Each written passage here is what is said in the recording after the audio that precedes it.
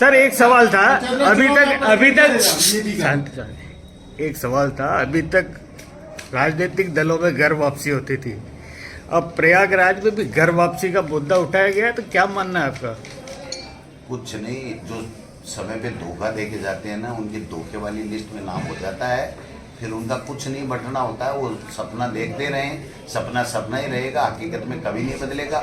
नए लोग आएंगे, नया नेतृत्व होगा, नए जो युवा हैं वो आगे आकर के और जो ऐसे लोग हैं उनका स्थान लेंगे और नए लोगों को आगे लाएंगे और संगठन लोगों के दुख तकलीफ में भागीदार बनेंगे। गांव-गांव, ढाणी-ढाणी जाएंगे, अलग जगाएंगे, कांग्रेस की रीति नीति ऐसे लोगों को बताएंगे और उनकी दुख तकलीफ में साथ देंगे, तो लोग पुनः साथ होकर के कांग्रेस पुनः वही कांग्रेस आएगी जो वर्षों तक जिसने सरकारें चलाई हैं और आप लोगों की भलाई के लिए कानून बनाए हैं। 70 साल हो गए साहब आपको रीति नीति पे चलते हुए, 70 साल, तो और 70 साल बाद भी आपको उसी जगह। साल ही तो खराब गए हैं बाबा जी।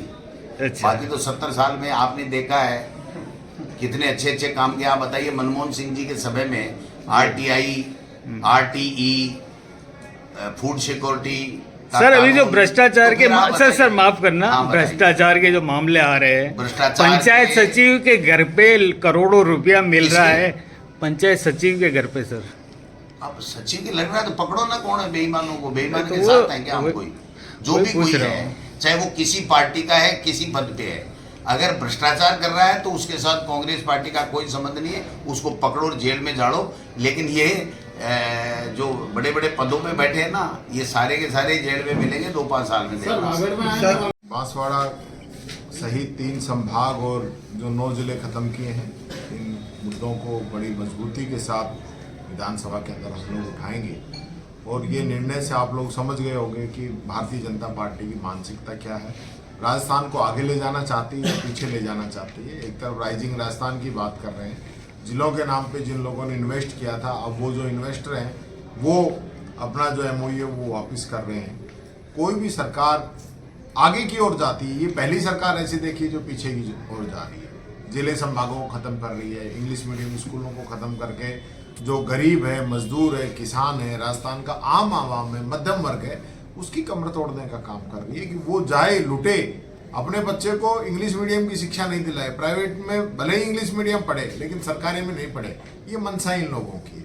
तो ये सारे इश्यूज हैं। इसके अलावा किसान है, महिला है, युवा है, दलित है, आदिवासी है, पिछड़ा है, सब लोगों की समस्याओं को। सर उपचुनाव में जो परिणाम सामने आए थे, 11 साल आप कह रहे हैं कि 11 महीने में इन्होंने कुछ नहीं किया, उपचुनाव परिणाम से आप संतुष्ट है? क्या मानते हैं कांग्रेस मजबूत है? तो जवाब इन्होंने दे दिया, लेकिन आप पत्रकार हैं, मैं आपसे पूछना चाहता हूं उससे सबक लेकर के और हम आप सब लोगों को जोड़ करके और मजबूती के साथ पार्टी को मजबूत करेंगे और आने वाले समय में जीतेंगे। मरते जीते जी कभी जिंदगी में बीजेपी के साथ नहीं जाएंगे, तो हमने समर्थन दिया था।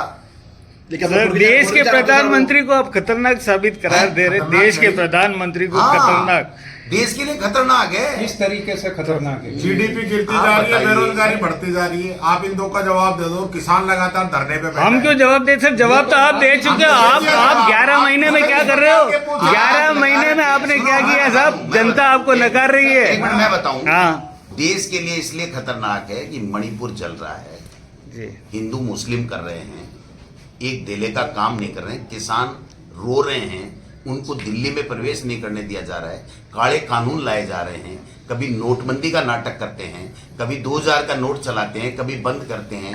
एक भले का काम बता दो, 2 करोड़ लोगों को रोजगार की बात हो तो बता दो। तो ये ऐसे लोग सत्ता पे बैठे हैं, तो ये देश के लिए खतरनाक है। और क्या बताओ आप? ये बात। धन्यवाद।